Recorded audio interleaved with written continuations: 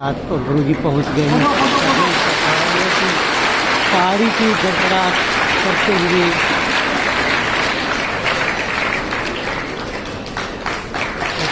गुरु जी का स्वागत करते हुए सभी रणजीत सिंह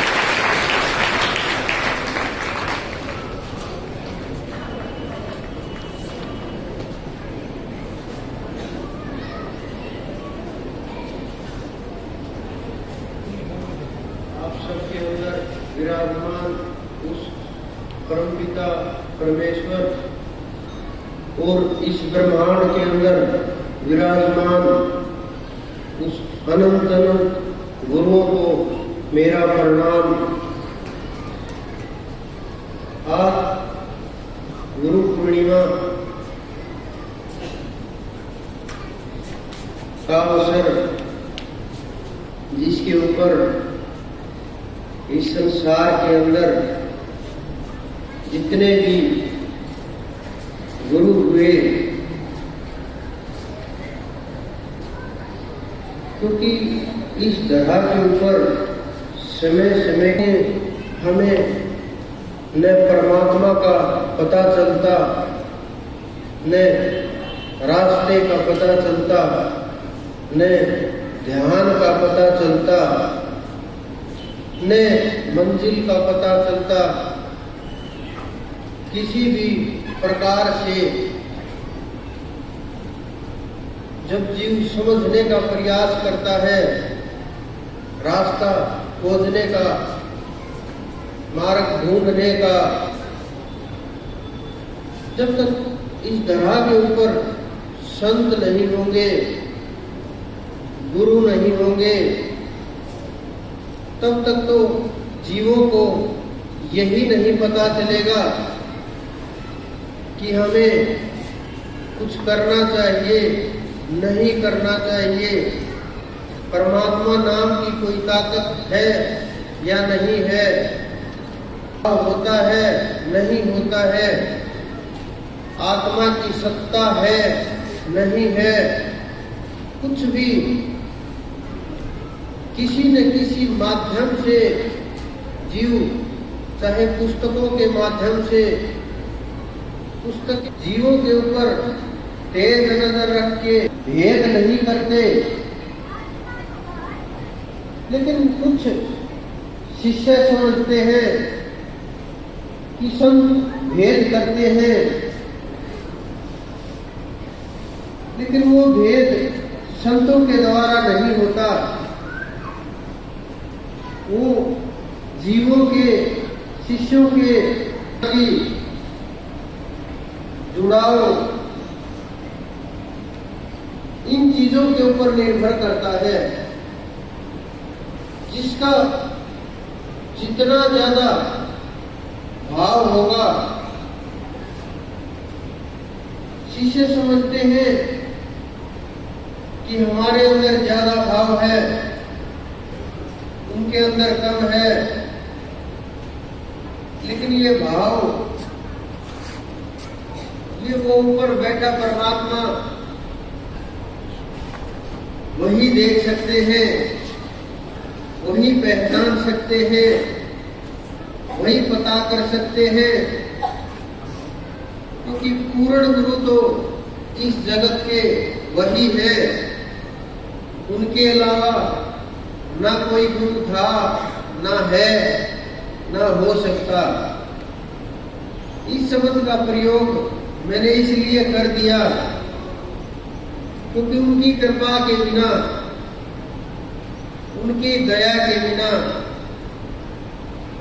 जब तक वो किसी को कुछ ना दे, वो स्वयं जीव को तैयार ना करे और गुरुपद प्रदान ना करे, कोई भी अपने आप गुरु पैदा नहीं होता, अपने आप गुरु पद नहीं मिलता, नहीं होता। और जब तक दूसरे को नहीं ले जाया जा सकता, गुरु नहीं है।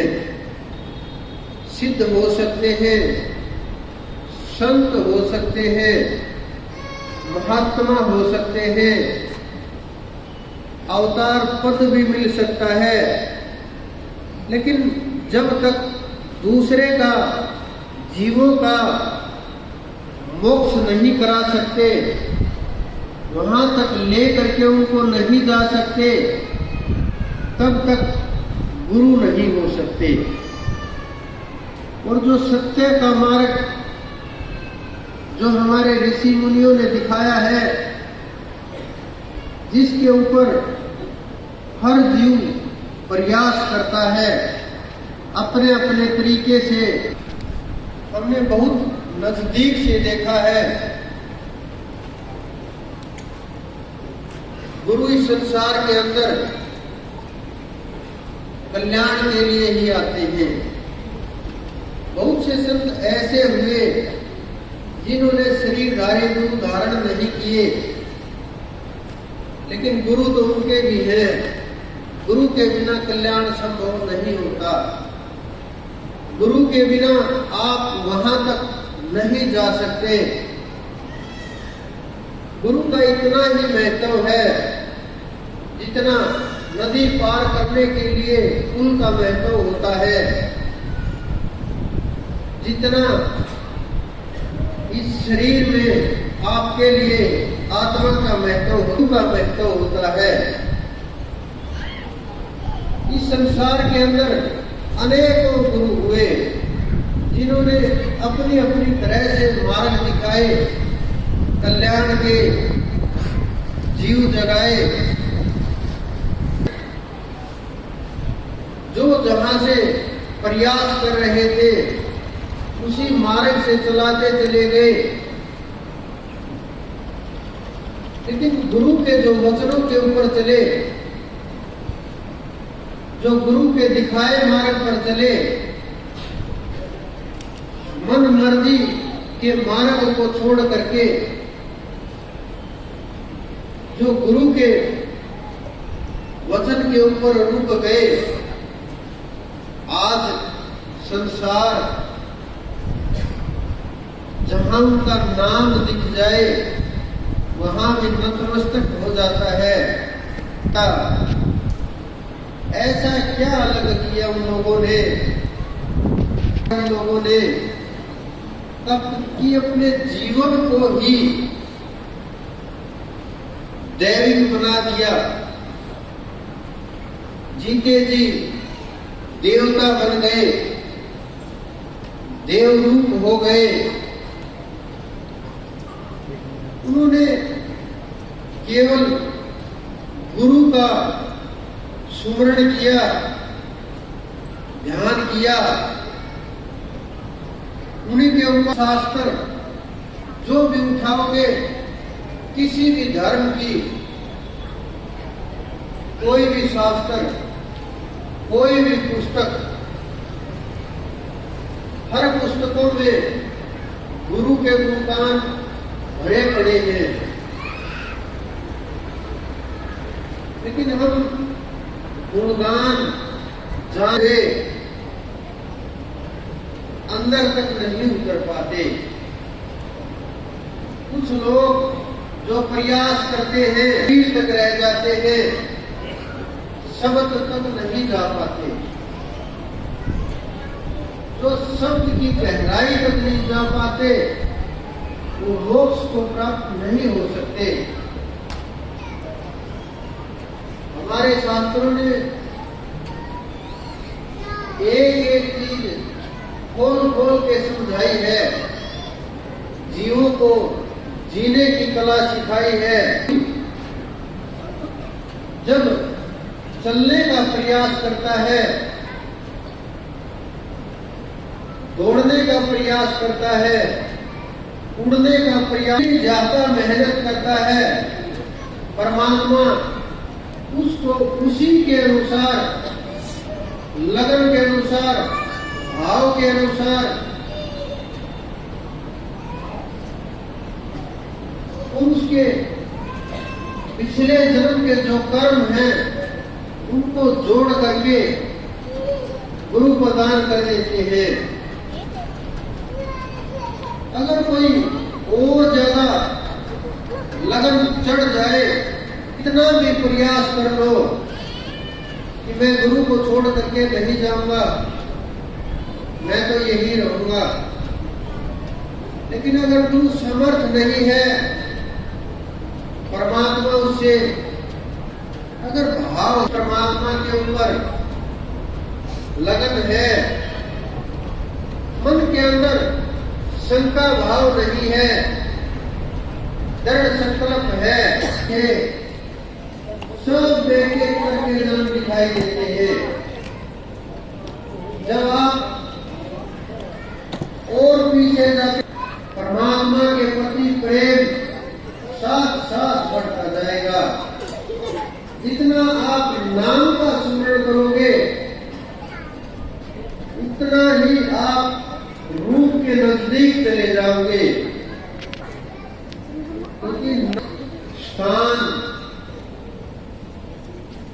जब भी किसी के पास नाम लोगे, कुछ भी एकदम से उसी का रूप ध्यान आएगा, उसी का ध्यान लाएगा तो रूप नजर आएगा।